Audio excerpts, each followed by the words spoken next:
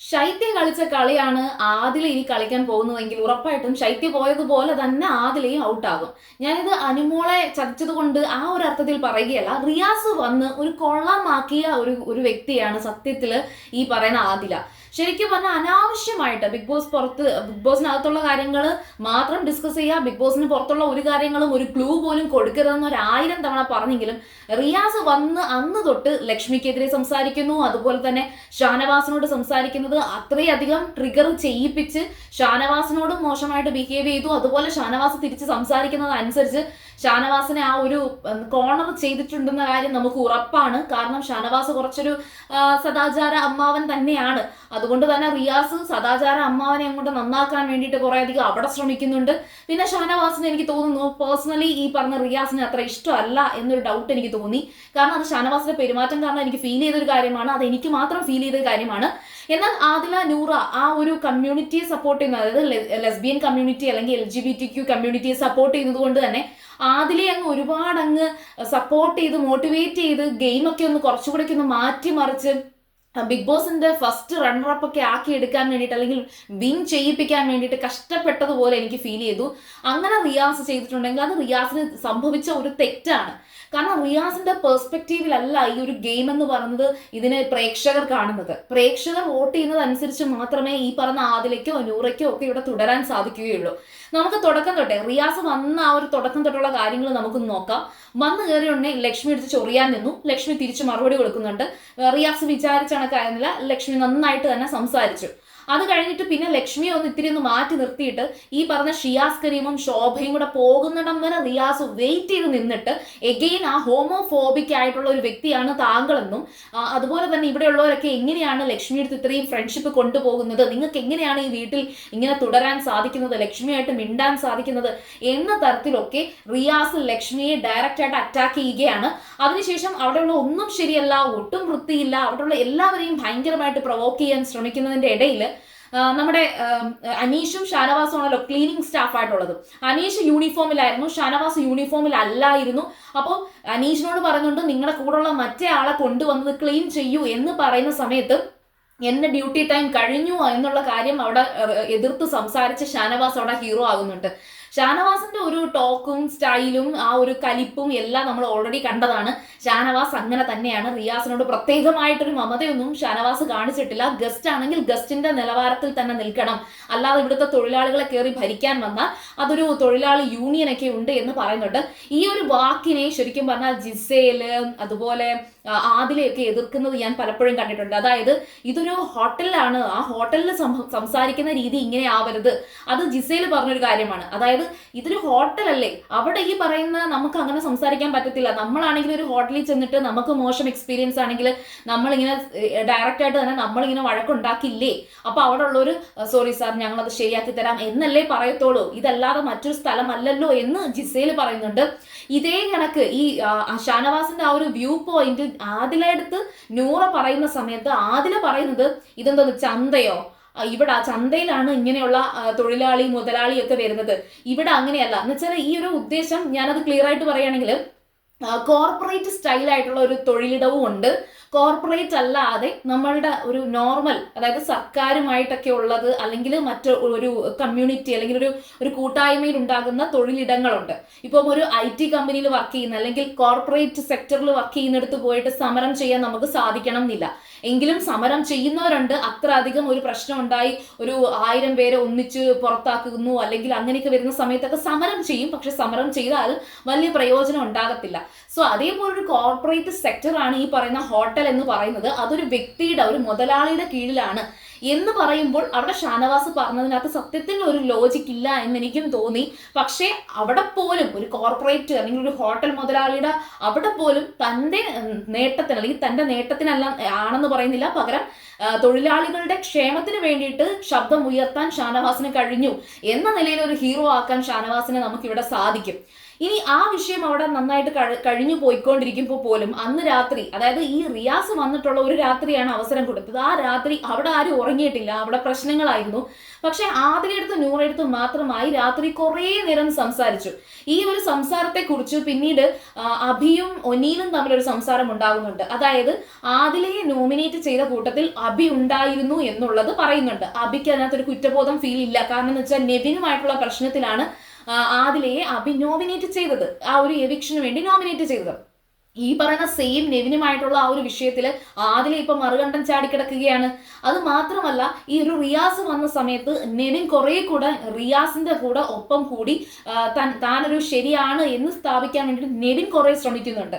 അതായത് നെവിന് റിയാസ് വന്നപ്പോൾ കുറച്ചും കൂടെ ഒരു ഊർജ്ജം കിട്ടിയിട്ടുണ്ട്. പക്ഷെ റിയാസുമായിട്ട് മുന്നേ ഒരു പരിചയം ഉണ്ടായിരുന്നില്ല എന്നും ഇവിടെ വന്നതിന് ശേഷമാണ് ആദ്യമായിട്ട് റിയാസുമായിട്ട് സംസാരിക്കുന്നത് എന്നും ഒക്കെ ഈ പറഞ്ഞ റിയാസ് പോയതിനു ശേഷം നൂറയെടുത്തും ഒക്കെ സംസാരിക്കുന്നുണ്ട്. നെവിൻ അത് സംസാരിക്കുന്നുണ്ട്. അപ്പം ഈ പറയുന്ന ഈ റിയാസ് വന്നപ്പോഴത്തേക്ക് കുറെ പേർക്ക് കുറച്ച് ഹോപ്പ് കിട്ടി. കാരണം നമ്മുടെ കമ്മ്യൂണിറ്റിയെ റെപ്രസെന്റ് ചെയ്യുന്ന വ്യക്തിയാണ്, നമുക്ക് കുറച്ച് സ്പേസ് കിട്ടും എന്നുള്ള രീതിയിൽ ആദില, നൂറ, നെവിൻ ഇവര് മൂന്നുപേരും ഹാപ്പി ആയിരുന്നു.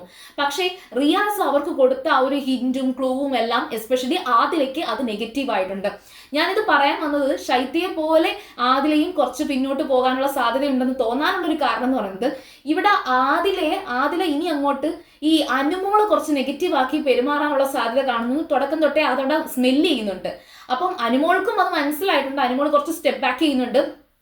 ഇത്തരത്തിൽ വരുന്നത് കൊണ്ട് തന്നെ അതിന്റെ ഒരു എക്സാമ്പിൾ, ഒരു സീൻ പറയുകയാണെങ്കിൽ, ലൈവിൽ നടന്ന ഒരു കാര്യം, ഈ പറഞ്ഞ ഷാനവാസും ജിസേലും 4 സ്റ്റാർ വീതം കിട്ടി രണ്ടുപേരും വന്ന സമയത്ത് എല്ലാവരും ജിസേലിന്റെ പേര് പറഞ്ഞു. പക്ഷെ അനുമോള്, അനീഷ്, ജിഷിൻ ഇവർ മൂന്നുപേരും ഷാനവാസിന്റെ പേരാണ് പറഞ്ഞത്.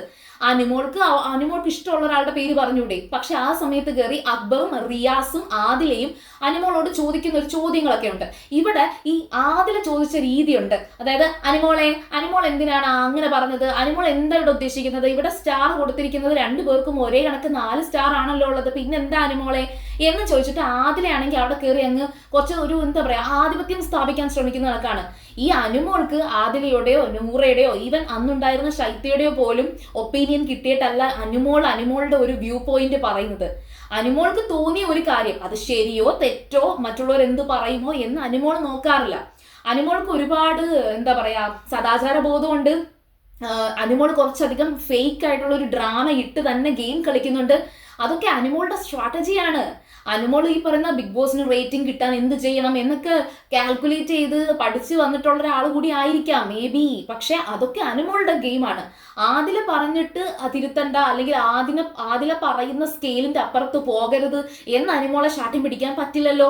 അങ്ങനെ നോക്കുമ്പോൾ അനുമോൾ ഫ്രീ ആയിട്ട് കളിച്ചോട്ടെ, അനുമോൾ ഷാനവാസിന്റെ കൂടെ നിന്നോട്ടെ, അനുമോൾ ഒറ്റയ്ക്ക് നിന്നോട്ടെ, അനുമോൾ ആദിലയെ സപ്പോർട്ട് ചെയ്തെങ്കിൽ സപ്പോർട്ട് ചെയ്തോട്ടെ. പക്ഷെ ആദിലയ്ക്ക് എന്താണ് ഇപ്പോൾ, ആദിലയ്ക്ക് ഒരു നിലപാടുണ്ടോ?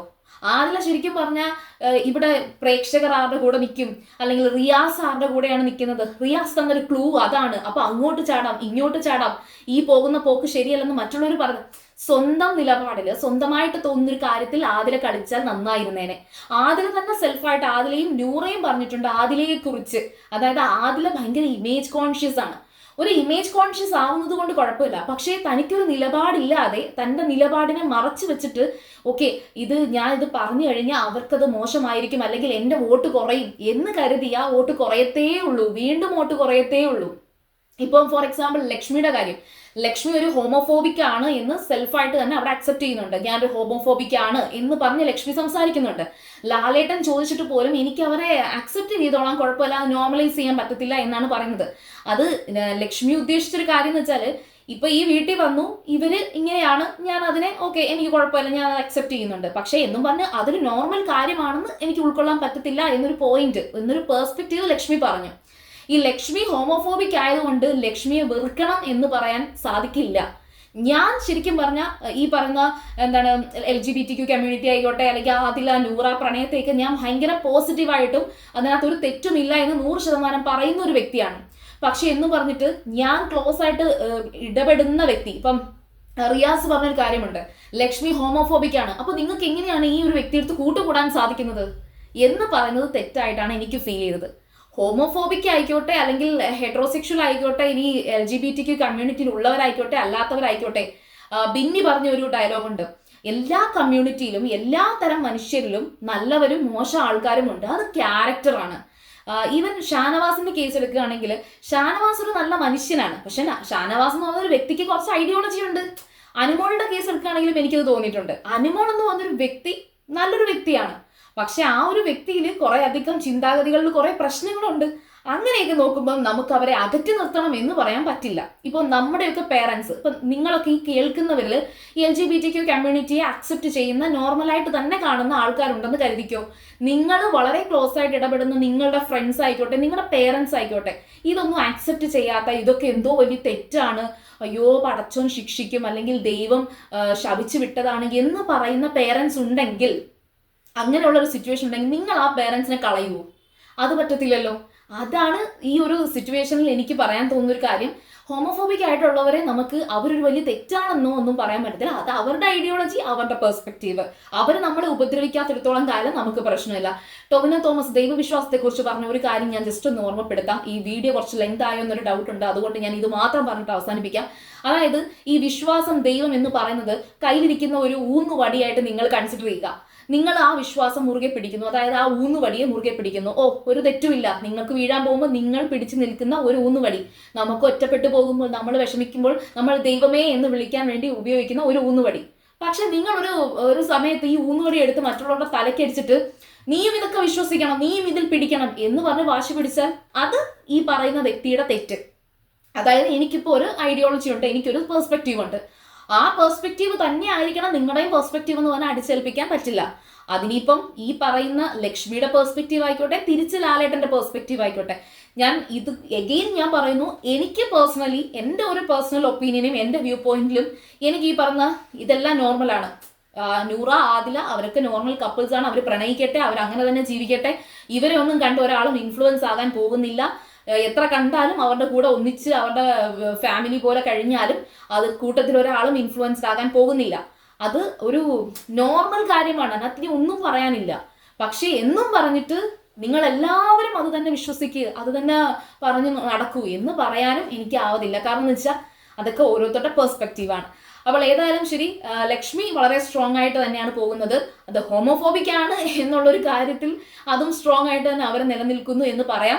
പക്ഷെ ആദിലെ റിയാസ് ഒന്ന് ഇളക്കി വിട്ടത് കൊണ്ട് അതിന് എത്രത്തോളം അഫക്റ്റ് ചെയ്യും, ആദിലയുടെ വോട്ടിൽ എത്രത്തോളം അഫക്റ്റ് ചെയ്യും എന്നുള്ളത് കണ്ടറിയാം.